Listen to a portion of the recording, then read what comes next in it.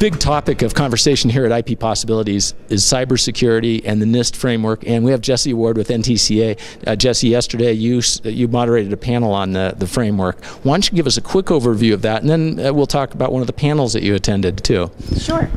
Well, thank you very much for the opportunity. I really appreciate it. So as you said, yesterday I moderated a panel with Jeff Goldthorpe from the FCC. He works in their Public Safety and Homeland Security Bureau, and he specializes in cybersecurity. We also had Jeff England from Silver Star Communications, who's their CFO. So we had two Jeffs for the price of one, and both of them have really been at the forefront of cybersecurity policy in DC and discussing some of the new initiatives and policy and programs that have come out of NIST, which is part of the Department of Commerce, as well as the FCC. So they were kind of discussing those efforts. One of the things that was mentioned in there and is mentioned in the panel, and we talked about it, is you look at this documentation, the framework, and it could be overwhelming. And that was mentioned, but tell us, is it really overwhelming? Yeah, sure. So what they were discussing was something called the NIST Cybersecurity Framework. And that was developed, and it was released in February 2014. Again, it's developed by NIST, part of the Department of Commerce. They were directed to do that by the President through an executive order. And the framework is voluntary, and it applies to all critical infrastructure sectors kind of across the board. So we're talking about not only telecommunications carriers, but the energy sector, the finance sector, healthcare, other things that are critical to our nation's, economic vitality, of course. So that framework is officially released and it is available, but it is extensive and it can, as you said, be really overwhelming. There are 5 main functions and 22 categories and 98 subcategories of potential best practices that a company could adopt or look at. And as a small carrier, when you look at that, you think, gosh, I have such limited resources. Where do I start? And I don't have time for these 98 subcategories in my line of work and with the employees that I have. So what we did is the FCC actually tasked one of its advisory groups and they told them, that advisory group, they said, look at this framework and see how can you break it down into actionable, practical steps that are realistic for a small company that, again, has limited resources. So that document was just recently released as well, and it follows the same sort of structure and guidance that the NIST framework had, but instead, again, it breaks it down into actionable steps, and that is the FCC's CISRIC best practices, and you can find that on NTCA's website as well. Bill Trelease mentioned how they went about taking that document and putting it into something practical. Maybe you can speak to that for a moment.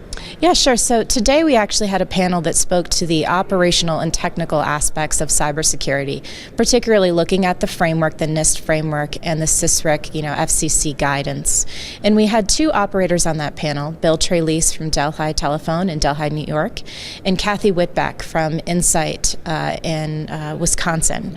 And both of them talked about the NIST framework, the CISRIC guidance, and how that's helped them. So they talked in general terms. They did 3 main areas or questions. They looked at what was important for them to protect, what assets are important, who would be responsible for protecting those assets, and then how would they go about doing that.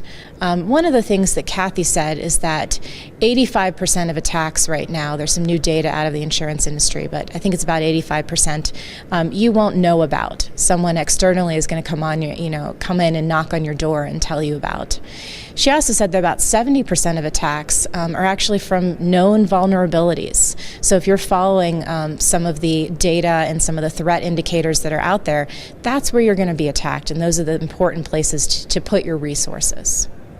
And Bill, I like the way he took a very practical approach, almost network diagrammed where the critical components of the community, hospitals, PSAPs, and so forth were, and then worked backwards to see where the vulnerabilities were, right? Exactly. I thought he had some really great guidance. That he said, just take a piece of paper and, start with your switch and then work out from there. What pieces of your network connect to that and what's off of those infrastructure pieces until you get to one of those anchor institutions that's vital for you to keep online no matter what, whether that be your hospital or your PSAP or your school or your sheriff's department, something else that you think is critical. And then, of course, all of those infrastructure pieces between your switch and between that anchor institution, those are the things you need to be worried about.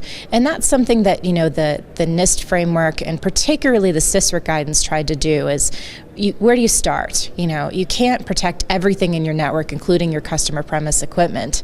Instead, what you should do is say, what's core or critical infrastructure, and start there. That's the scope you should be worried about. It seems to me that operators, they are built on building reliable networks and making sure that there's redundancy and power will be there and so forth. So a lot of the things probably are inherent, but maybe they haven't documented them so well. Exactly. I think one of the questions, if I was an operator, I would have is, how is this approach and this program and policy coming out of DC, how is this different from what I'm doing already right now? Is it different? And I think the operators on the second panel today had a really great approach, and they said there are several advantages to the framework approach.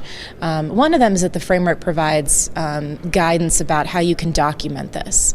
And that doesn't have to be necessarily something very complicated or intense or time-consuming the way, for instance, an AT&T or a Verizon would document it. It can be a very simple, couple of pages manual that you provide to your executive level. Or it could be an Excel spreadsheet, for instance, how you look and document your inventory and your assets. So that's one of the advantages of the framework is documentation. It helps you do that. The other, I would say, is it provides structure to the efforts you already have. So inherently, you may know that the network engineer, perhaps, who's been here for 20 years, that he's responsible for certain portions of your network. But you may not have written it down. You may not have communicated that upstream, things of that nature. So kind of structure to your efforts as well. And finally, I would say it provides a way for you to talk to your executives and your board about the importance of cybersecurity in terms that they can understand. So they understand that this is important, we need to put resources behind it. Yeah, and as Jeff mentioned, I think Kathy did too, the idea that this actually could be a potential competitive advantage because then your customers see how well organized you are, right? Exactly, yes. It could be a competitive advantage because security is something that not just telecommunications providers are interested in, right? You're the healthcare institutions that are storing more and more records in the cloud that are, using telehealth services.